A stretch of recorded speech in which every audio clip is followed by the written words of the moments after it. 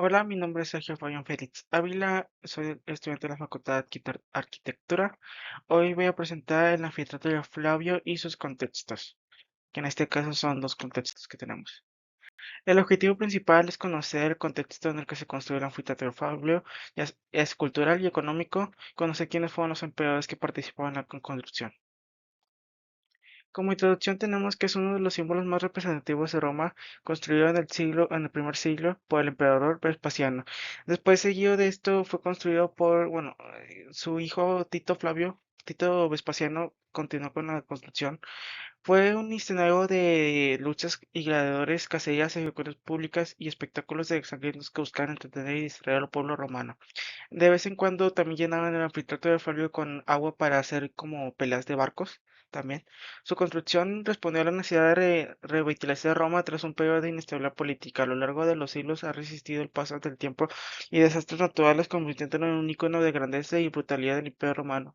Hoy es uno de los destinos turísticos más visitados del mundo y admirado por su arquitectura e historia. Con el que ha resistido varios desastres nos referimos a dos en concreto. El primero es que resistió un gran incendio que pasó y también resistió a un terremoto que es lo que ahorita conocemos que tiene como una tipo ramificación o ranura. En la época que se construyó, como bien mencionamos, se construyó en el primer siglo, entre el siglo 70 y el 80 después de Cristo, iniciando por Vespasiano e inaugurado por su hijo Tito. Con capacidad para albergar miles de espectadores, alberga luchas de gladiadores, cacerías, ejecuciones y representaciones teatrales. Más que un entretenimiento, estos espectáculos eran financiados por el Estado usados por los emperadores como estrategia política. Resistían al pueblo, ocultaban problemas sociales y reforzaban del Imperio Romano.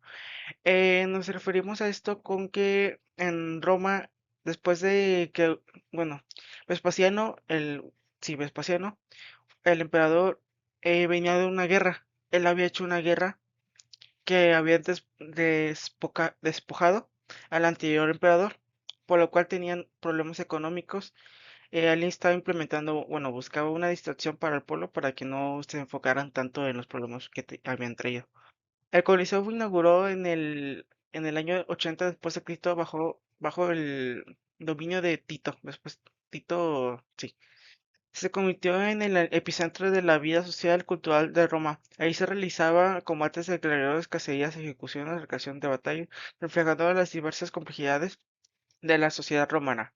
A lo largo de los siglos sufrió incendios, terremotos, que con lo que le había mencionado, y saqueos que lo llevan a su estado actual de ruina. Sin embargo, sigue siendo un símbolo de poder y grandeza romano admirado en todo el mundo por la arquitectura e historia y una fuente una fuente para sus siguientes generaciones.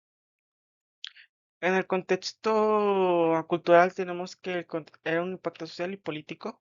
El Coliseo no solo fue un centro de entretenimiento, también tuvo un gran impacto en la economía y en la sociedad, dando empleo a miles de personas, atrayendo a multitudes. Los espectáculos servían como herramienta política. Los emperadores los usaban para ganar el favor del pueblo y distraerlos de los problemas, reforzar su poder. Esto es como si fuera cualquier parte de todo el mundo, donde, como era el epicentro, muchos mercaderes se ponían hacia alrededor para vender sus diferentes cosas que tenían que vender a las personas.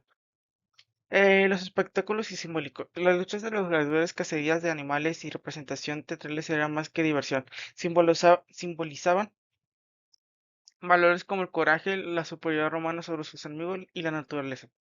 Además, los eventos tenían carácter de religioso y propagandístico, pues buscaban honrar a los dioses y mostrar grandeza del imperio.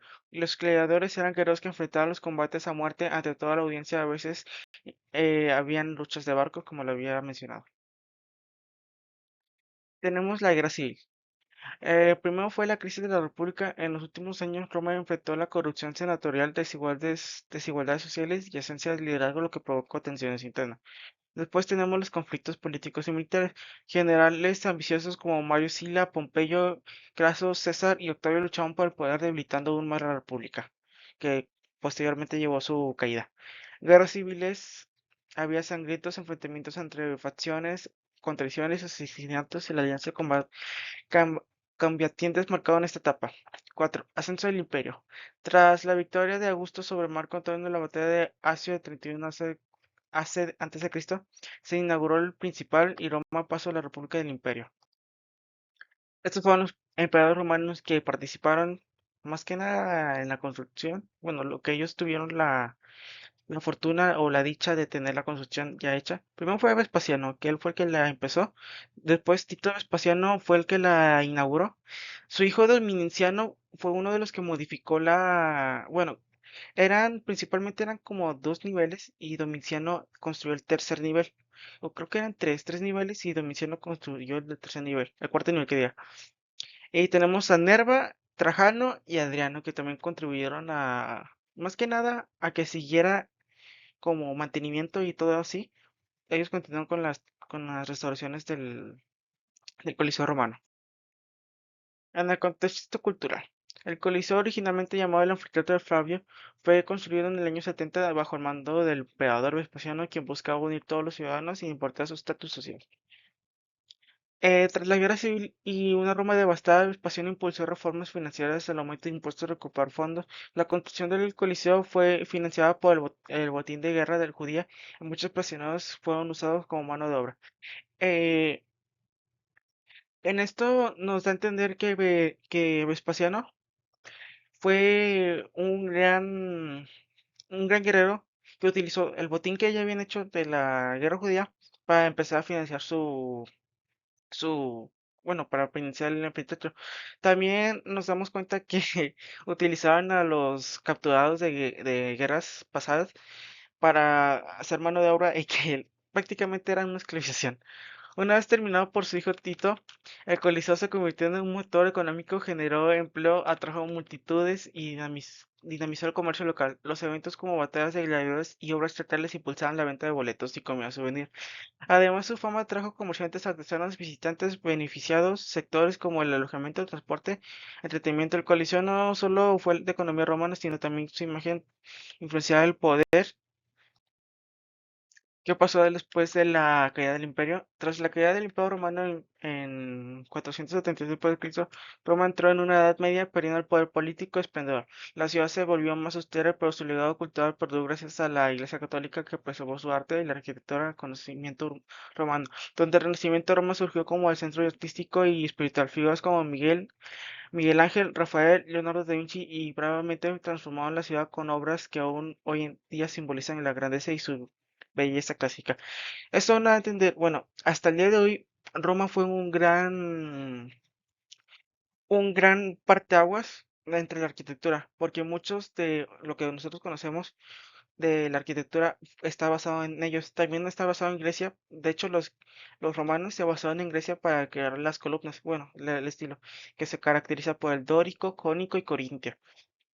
De hecho, podemos ver los diferentes niveles. Bueno, el dórico es el primer nivel, el dórico, no, sí, dórico primer nivel, cónico el segundo nivel y el corintio el tercer nivel.